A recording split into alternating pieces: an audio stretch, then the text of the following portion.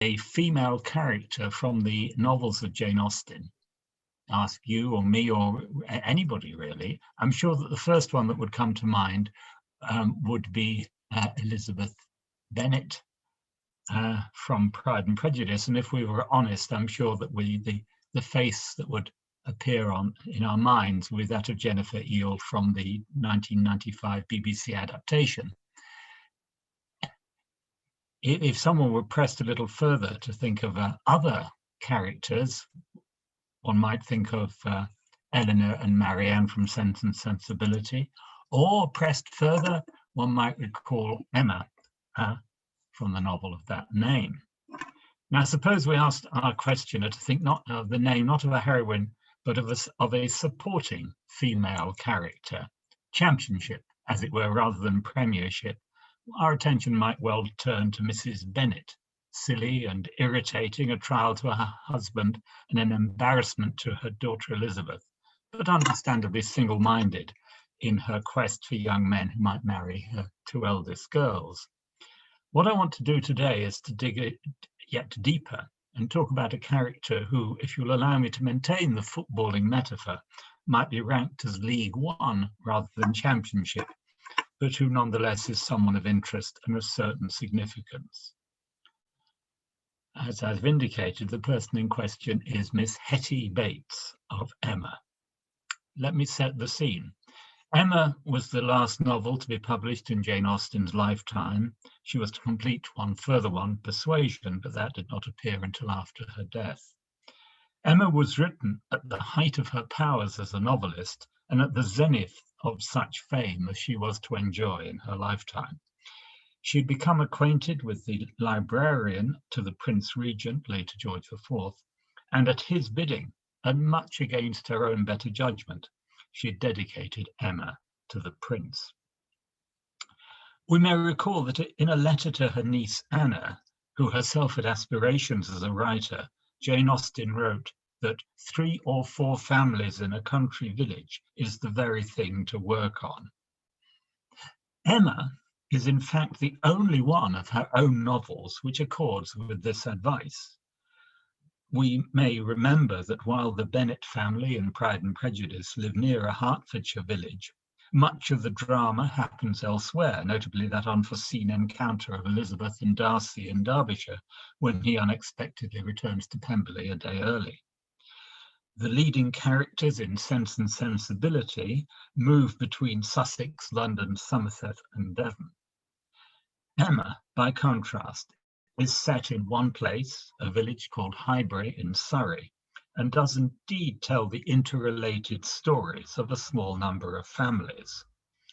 The 3 principal families are the Woodhouses, Emma and her widower father, the Westons.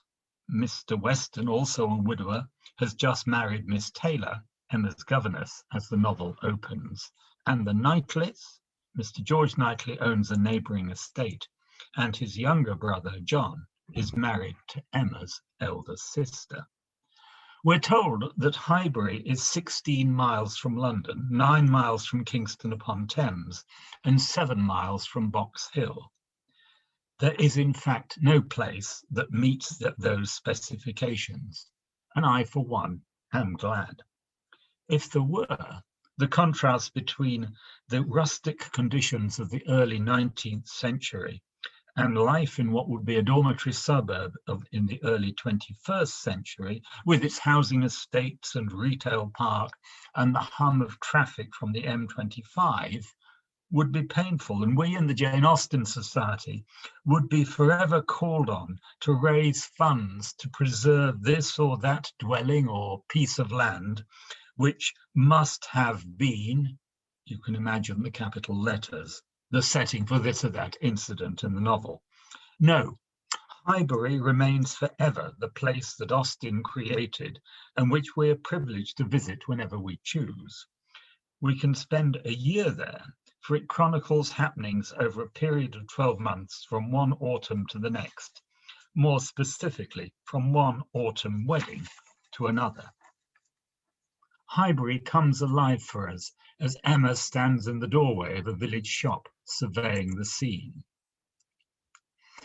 Mr. Perry, the village apothecary, walking hastily by, Mr. William Cox letting himself in at the office door, Mr. Cole's carriage horses returning from exercise, or a stray letter boy on an obstinate mule were the liveliest objects she could presume to expect. And when her eyes fell only on the butcher with his tray, a tidy old woman travelling homewards from shop with her full basket, two curs quarrelling over a dirty bone, and a string of dawdling children round the baker's little bow window eyeing the gingerbread, she knew she had no reason to complain and was amused enough. While it may seem a tranquil place, an English village can, as we know from other forms of fiction, say from the Miss Marple stories of Agatha Christie or the Midsummer Murders TV series, be a setting in which passions may lurk below the surface and the wholly unexpected happen. An accurate subtitle for Emma would be 5 Weddings and a Funeral, but one would need to add that there was also a birth. In fact, it is the only Austen novel which covers the gamut of hatch, match, and dispatch. Marriage, of course, is the dominant theme of the Austen novels.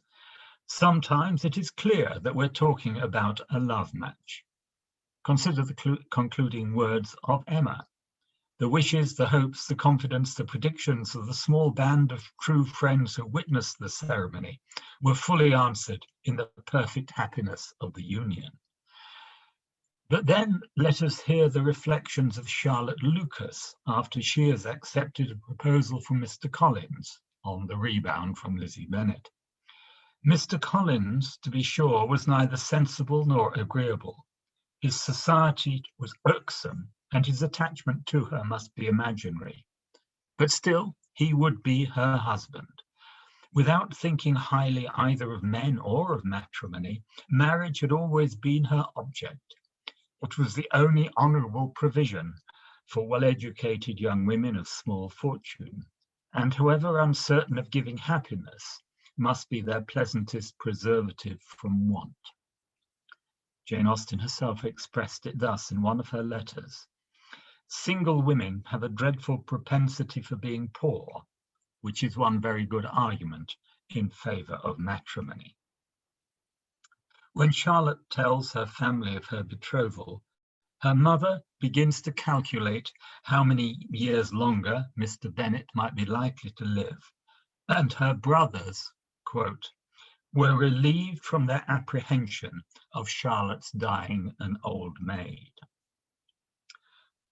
But there is another consideration to be borne in mind: the precariousness of the financial position of a young woman dependent on her father's health. We remember that the reason Mrs. Bennet was so anxious to see Elizabeth and Jane married was that the estate that Mr. Bennet owned was not his to bequeath to his children. It was entailed in the male line. He announces the imminent arrival of a visitor by saying that he has received a letter from my cousin Mr. Collins, who, when I am dead, may turn you all out of this house as soon as he pleases. For a rector's daughter with a powerful imagination, the fear that a father's death could leave a family homeless and penniless must have been ever present. Ponder the opening words of a fragment of a novel she wrote called Catherine. It was now 2 years since the death of Mr. Wynne and the consequent dispersion of his family, who had been left by it in great distress. They had been reduced to a state of absolute dependence on some relations, who, though very opulent and very nearly connected with them, had with difficulty been persuaded to contribute anything towards their support. Mrs. Wynne was fortunately spared the knowledge and participation of their distress by her release from a painful illness a few months before the death of her husband. We learn that the elder daughter has been obliged to accept the offer of one of her cousins to equip her for the East Indies, i.e., to pay for her to sail to Calcutta, in the hope of finding a husband among the clerks of the East India Company, joining that which a later generation would call the fishing fleet. We also learn that the late Mr. Wing had been a clergyman. Jane Austen was not yet 17 when she wrote the novel, the extract, the fragment of a novel from which I have quoted. This is where Miss Bates comes in. She is hardly a self-portrait, but she is the only character in any of the 6 novels who, like her creator, is the unmarried, middle-aged daughter of a clergyman's widow. We first meet her in the 3rd chapter of the novel. Miss Bates stood in the very worst predicament in the world for having much of the public favour, and she had no intellectual superiority to make atonement to herself or frighten those who might hate her into outward respect. She had never boasted either beauty or cleverness. Her youth had passed without distinction, and her middle of life was devoted to the care of a failing mother and the endeavour to make a small income go as far as possible. And yet she was a happy woman, and a woman whom no one named without goodwill. It was her own universal goodwill and contented temper which worked such wonders. She loved everybody, was interested in everybody's happiness, quick-sighted to everybody's merits, thought herself a most fortunate creature, and surrounded with blessings in such an excellent mother and so many good neighbours and friends, and a home that wanted for nothing. The simplicity and cheerfulness of her nature, her contented and grateful spirit, were a recommendation to everybody and a mine of felicity to herself. She was a great talker upon little matters, which exactly suited Mr. Woodhouse, full of trivial communications and harmless gossip. We're told that she is short, neat, and brisk moving. Her late father had been the vicar of Highbury, and we're given the impression that some time had elapsed since his death, and that there had been at least one incumbent between Mr. Bates and the current vicar, Mr. Elton. She and her mother, a very old lady, almost past everything except tea and quadrille, had retained their position in society because of the office that he had held. Their standing is bluntly laid out by Miss Austen.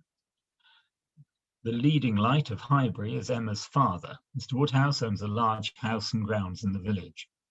Those who might be regarded as his equals were Mr. and Mrs. Weston, Mr. Knightley, and Mr. Elton. I quote, "After these came a second set, among whom the most commatable were Mrs. and Miss Bates and Mrs. Goddard. Mrs. Goddard was the mistress of a school where girls might be sent to be out of the way and scramble themselves into a little education without any danger of coming back prodigies. Miss Bates lives in rented accommodation. The house belonged to people in business. Mrs. and Miss Bates occupied the drawing room floor. They do have one servant, their faithful maid, Patty. Their friends do what they can to help, not with cash, for that would be charity, but in other ways." This is Mr. Woodhouse speaking. "It is a great pity that their circumstances should be so confined, a great pity indeed, and I've often wished, but it is so little one can venture to do, at small trifling presents of anything uncommon. And now we have killed a porker, and Emma thinks of sending them a leg or a loin. It is very small and delicate. Hartfield pork is not like any other pork, but still it is pork. And, my dear Emma, unless one can be sure of their making it up into steaks, nicely fried, as ours are fried, without the smallest grease, and not roasted, for no stomach can bear roast pork, I think we had better send the leg. Do not think so, my dear?" Emma replies, "My dear papa, I sent the whole hind quarter, and know you would wish it. There will be the leg to be salted, you know, which is so very nice, and the loin to be dressed directly in any manner that they like." Mr. Knightley ensures that they're kept supplied with apples, and Miss Bates is characteristically unable to keep the news to herself. William Larkins, Mr. Knightley's steward, Came over with a large basket of apples. I was so much obliged and went down and spoke to Miss William Larkins and said everything as you may suppose. William Larkins is such an old acquaintance. I'm always glad to see him. But however, I found afterwards from Patty that William said that it was all the apples of that sort his master had. He'd brought them all, and now his master had not one left to bake or boil. William did not seem to mind himself. He was so pleased to think his master had sold so many. For William, you know, thinks more of his master's profit than anything. But Mrs. Hodges, Mr. Knightley's housekeeper, he said, was quite displeased at their all being sent away. She could not bear that her master should not be able to have another apple tart this spring. She told Patty this, but bid her not mind it and be sure not to say anything to us about it. For Mrs. Hodges would be cross sometimes, and as long as many sacks were sold, it did not signify who ate the remainder. And so Patty told me, and I was excessively shocked indeed. I would not have Mr. Knightley know anything about it for the world. He would be so very... I wanted to keep it from Jane's knowledge, but unluckily I'd mentioned it before I was aware. Miss Bates is unselfish. Consider this brief conversation between her and Mr. Knightley. I'm going to Kingston. Can I do anything for you? Oh dear, Kingston, are you? Mrs. Cole was saying the other day she wanted something from Kingston. Mrs. Cole has servants to send. Can I do anything for you? She has a strong sense of long-term obligation. Hearing news of villager John Abdy, she says, poor old John, I have a great regard for him. He was clerk to my poor father 27 years, and now, poor old man, he's bedridden and very poorly with the rheumatic gout in his joints. I must go and see him today. Let us eavesdrop on a conversation between Emma and Harriet Smith, the girl who has just completed her education at Mrs. Goddard's school. 17-year-old Harriet asks the older Emma, nearly 21, why she is not married or going to be married. Fortune I do not want. Employment I do not want. Consequence I do not want. I believe few married women are half as much mistress of their husband's house as I am of Hartfield, and never, never could I expect to be so truly beloved and important, as always first and always right in any man's eyes, as I am in my father's. But then, to be an old maid at last, like Miss Bates. That is as formidable an image as you could present, Harriet. And if I thought I should ever be like Miss Bates, so silly, so satisfied, so smiling, so prosing, so undistinguishing and unfastidious, and so apt to tell everything relative to everybody about me, I would marry tomorrow. But between us, I am convinced there never can be any likeness except in being unmarried. But still, you will be an old maid, and that's so dreadful. Never mind, Harriet, I shall not be a poor old maid, and it is poverty only which makes celibacy contemptible to a generous public. A single woman with a very narrow income must be a ridiculous, disagreeable old maid, the proper sport of boys and girls. But a single woman of good fortune is always respectable and may be as sensible and pleasant as anybody else. And the distinction is not quite so much against the candour and common sense of the world as appears at first, for a very narrow income has a tendency to contract the mind and sour the temper. Those who can barely live and who live perforce in a very small and generally very inferior society may well be illiberal and cross. This does not apply, however, to Miss Bates, who is only too good-natured and too silly to suit me. But in general, she is very much the taste of everybody, though single and though poor. Poverty certainly has not contracted her mind. I really believe if she had only a shilling in the world, she would be very likely to give away sixpence of it. And nobody is afraid of her. She is a great charm. I must now give you the full Hetty. There is a ball at the village inn, the Crown. Miss Bates, came in talking and had not finished her speech under many minutes after her being admitted into the circle at the fire. As the door opened, she was heard, "So very obliging of you. No rain at all, nothing to signify. I do care for myself. Quite thick shoes." And Jane declares, "Well," as soon as she was within the door, "well, this is brilliant indeed. This is admirable, excellently contrived, upon my word. Nothing wanting, could not have imagined it. So well lighted up. Jane, Jane, look, did you ever see anything? Oh, Mr. Weston, you really must have had Aladdin's lamp. Good Mrs. Stokes would not know her own room again. I saw her as I came in. She was standing in the entrance. Oh, Mrs. Stokes, said I, but I had not time for more." She was now met by Mrs. Weston. "Very well, I thank you, ma'am. I hope you are quite well. Very happy to hear it. So afraid you might have had a headache, seeing you pass by so often, knowing how much trouble you must have. Delighted to hear it indeed. Ah, dear Mrs. Elton, so obliged to you for the carriage. Excellent time. Jane and I quite ready. Did not keep the horses a moment. Most comfortable carriage.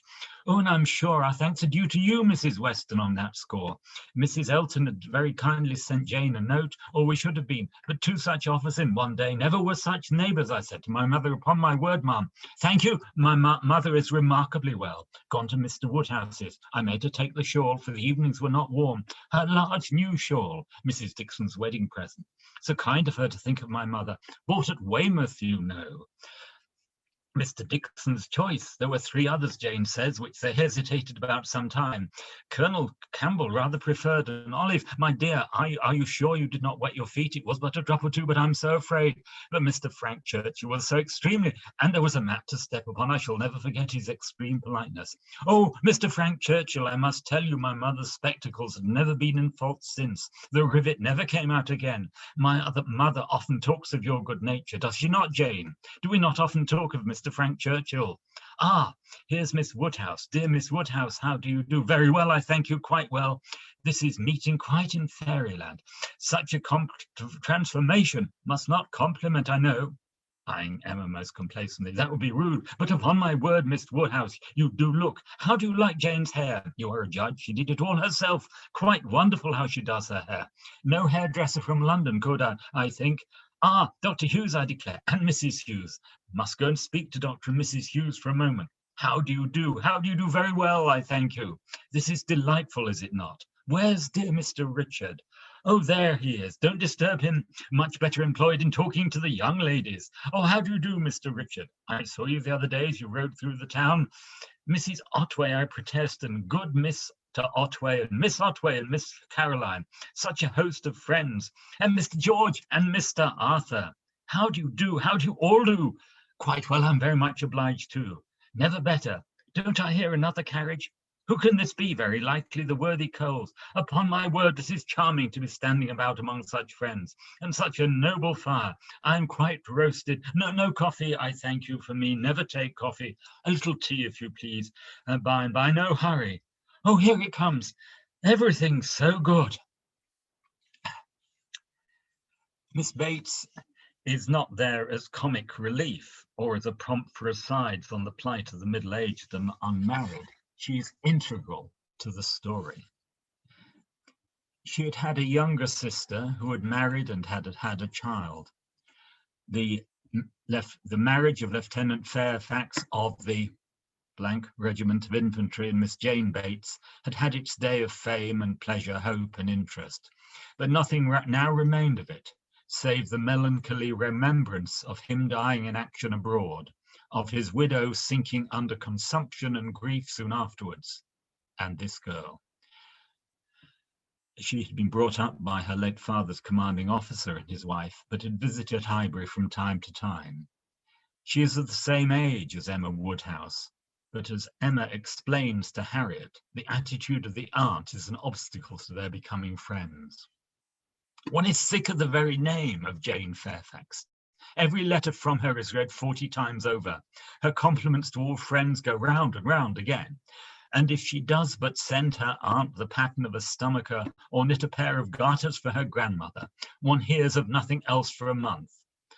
I wish Jane Fairfax very well, but she tires me to death.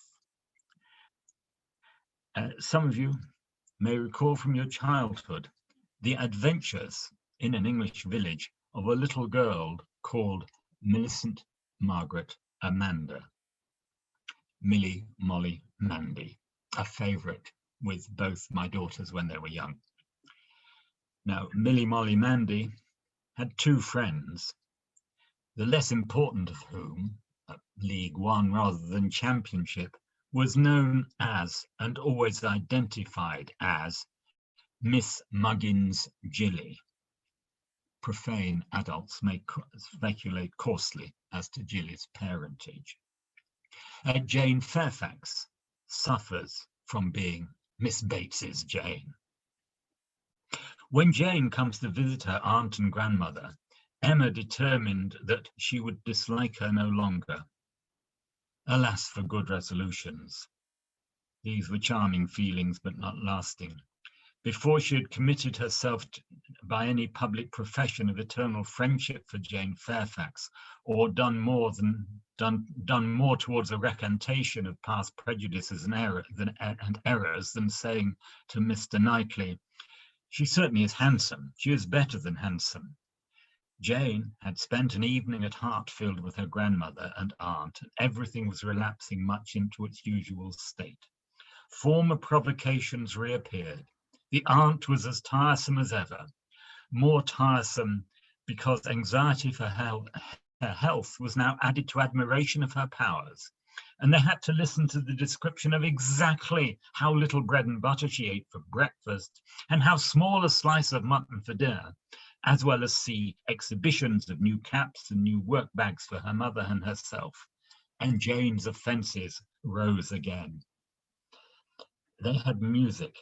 Emma was obliged to play, and the thanks and praise which necessarily followed appeared to her an affectation of candour, an air of greatness, meaning only to show off in higher style her own very superior performance. She was besides, which was the worst of all, so cold, so cautious. There was no getting at her real opinion. Wrapped up in a cloak of politeness, she seemed determined to hazard nothing. Mrs. Weston thinks at one point that Mr. Knightley might be planning to marry Jane Fairfax, and Emma is horrified, not least because of the role that Miss Bates would now play. If it would be good to her, I'm sure it would be evil to himself, a very shameful and degrading connection. How would he bear to have Miss Bates belonging to him, to have her haunting the Abbey and thanking him all day long for his great kindness in marrying Jane?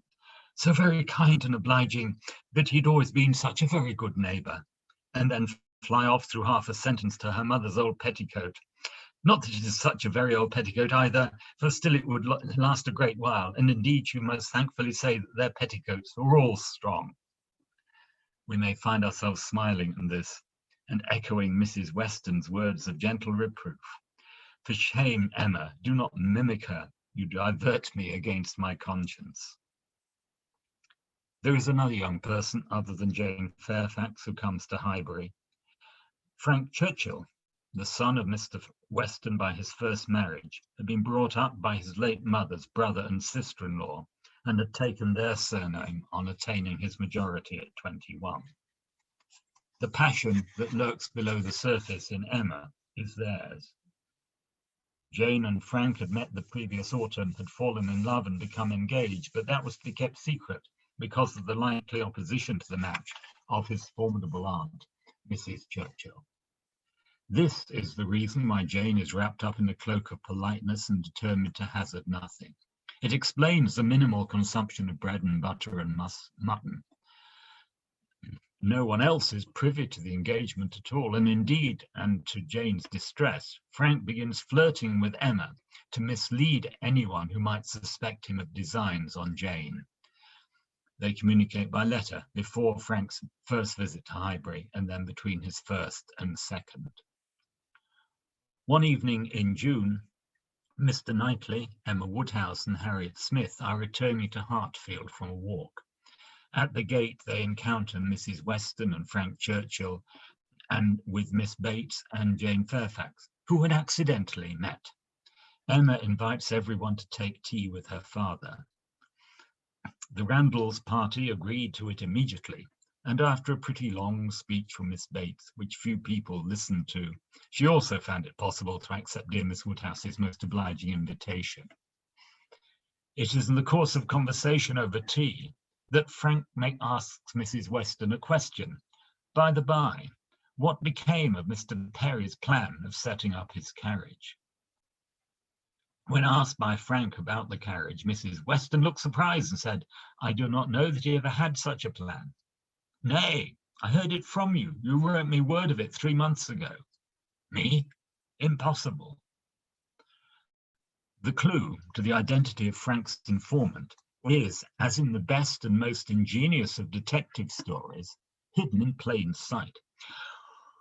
"Why, to own the truth," cried Miss Bates, who had been trying in vain to be heard the last 2 minutes, "if I must speak on the subject, there is no denying that Mr. Frank Churchill might have, I don't mean to say that he did not dream it, I am sure I have sometimes the oddest dreams in the world, but if I am questioned about it, I must acknowledge that there was such an idea last spring, for Mrs. Perry herself mentioned it to my mother, and the Coles knew of it as well as ourselves, but it was to be quite a secret, known to nobody else, and only thought about for 3 days. Mrs. Perry was very anxious that he should have a carriage, and came to my mother in great spirits one morning because she thought she had prevailed. Jane, don't you remember Grandma telling us about it when we got home? I forget where we'd been walking to, very likely to Randall's. Yes, I think it was to Randall's. Mrs. Perry was always particularly fond of my mother. Indeed, I do not know who is not. And she'd mentioned it to her in confidence. She had no objection to her telling us, of course, but it was not to go beyond, and from that day to this I've never mentioned to a soul that I know of. At the same time, I will not positively answer for my not having dropped a hint, because I know I do sometimes pop out a thing before I'm aware. I'm a talker, you know. I'm rather a talker, and now and then I let a thing escape me which I should not. I'm not like Jane. I wish I were. I will answer that she never betrayed the least thing in the world.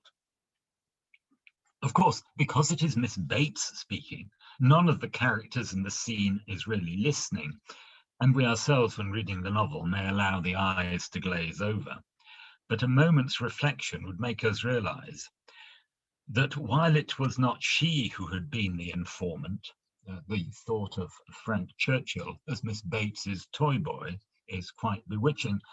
It must have been someone close to her, as I said, in plain sight.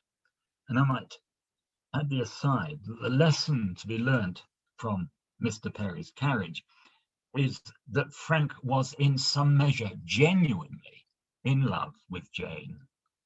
Let me clarify. We're all aware from reading or observation, or perhaps alas from experience, that holiday romances may founder because affection lingers longer on one side than the other. This was not such an instance. It was not that Frank glanced at her letters and then cast them aside. He had clearly assimilated this piece of village gossip that she had imparted. Unfortunately, he had not securely catalogued the news. Miss Bates has an important part to play in the climactic scene of the novel. The key characters, Emma, Frank, Knightley, Mr. Weston, the Eltons, Harriet, Jane, and Miss Bates travel to Box Hill for a picnic on a hot July day. Frank has quarrelled with Jane and is flirting again with Emma. In post-lunch raillery, he says that Miss Woodhouse demands from each of you either one thing very clever, be it prose or verse, original or repeated, or 3 things moderately clever, or 3 things very dull indeed, and she engages to laugh heartily at them all.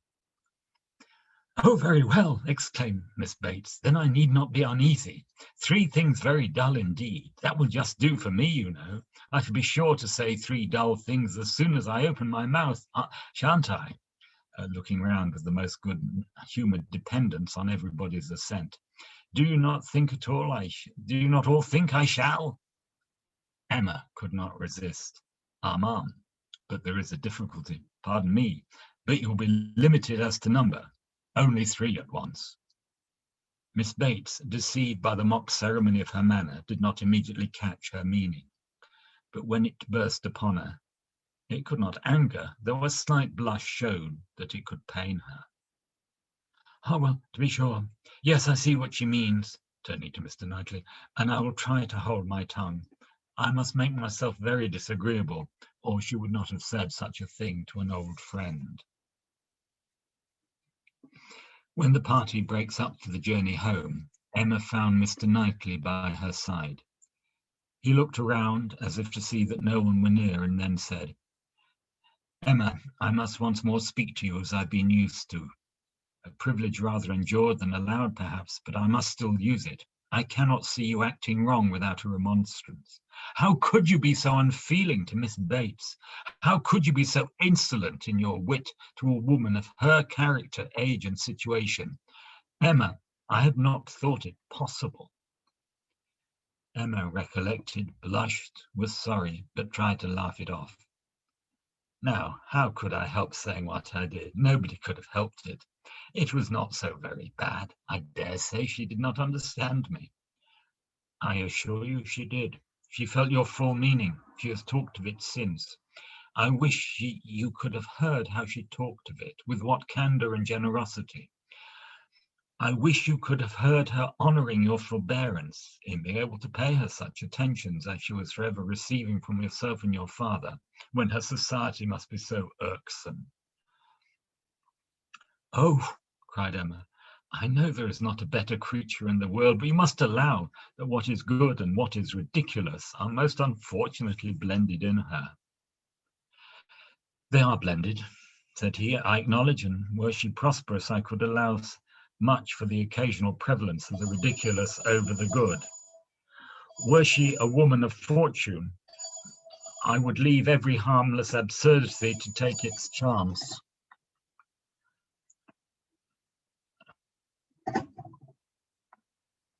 Sorry, forgive me, I've phone going, I've slightly lost my place. Were she a woman of fortune, I would leave every harmless absurdity to take its chance. I would not quarrel with you for any liberties of manner, were she your equal in situation. But Emma, consider how far this is from being the case. She is poor. She has sunk from the comforts she was born to, and if she lives to old age, must probably sink more. Her situation should secure your compassion.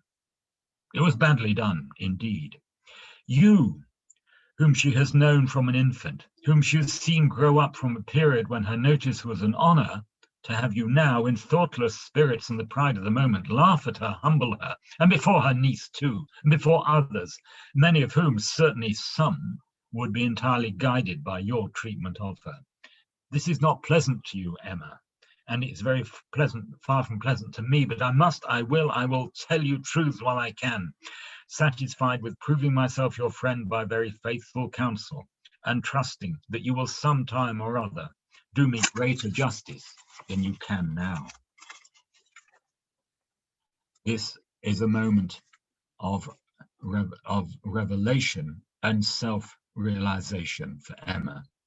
Never had she felt so agitated, mortified, grieved at any circumstance in her life. She was most forcibly struck. The truth of his representation there was no denying. She felt it at her heart. How could she have been so brutal, so cruel to Miss Bates? How could she have exposed herself to such ill opinion in any one she valued? And how suffer him to leave her without saying one word of gratitude, of concurrence, of common kindness? She makes amends as soon as she can, visiting the Bates the following morning. The ladies were all at home. These were Patty's words to her. She had never rejoiced at the sound before, nor ever before entered the passage, nor walked up the stairs with any wish of giving pleasure, but in conferring obligation, or of deriving it, except in subsequent ridicule. This act restores her to Mr. Knightley's good books, and sets her on the path of realizing that he was the man for her, and that her confident assertion to Harriet that she would never marry was unfounded. Jane and Frank marry too. The obstacle in their path is removed through the death of Mrs. Churchill. There is a characteristic Austen touch in that a sudden seizure of a different nature from anything foreboded by her general state had carried her off after a short struggle. It would be good to know that Miss Bates and her mother benefited from Jane's change of fortune, that she would be able to set up her carriage, and that she might ask Mr. Knightley if there was anything she could do for him in Kingston. But there is a reason why the novel is called Emma by Jane Austen and not Miss Bates by David Richardson. She is silent as to the future for the remaining members of the Bates household. And so we must take our leave of this kind-hearted creature, grateful for the time that we were able to spend with someone who could no more harbour a grudge than keep a secret, grateful for the insight she affords into Jane Austen's own preoccupations and private fears. The simplicity and cheerfulness of her nature, her contented and grateful spirit, were a recommendation to everyone and a mine of felicity to herself. There can be few finer epitaphs. Miss Bates.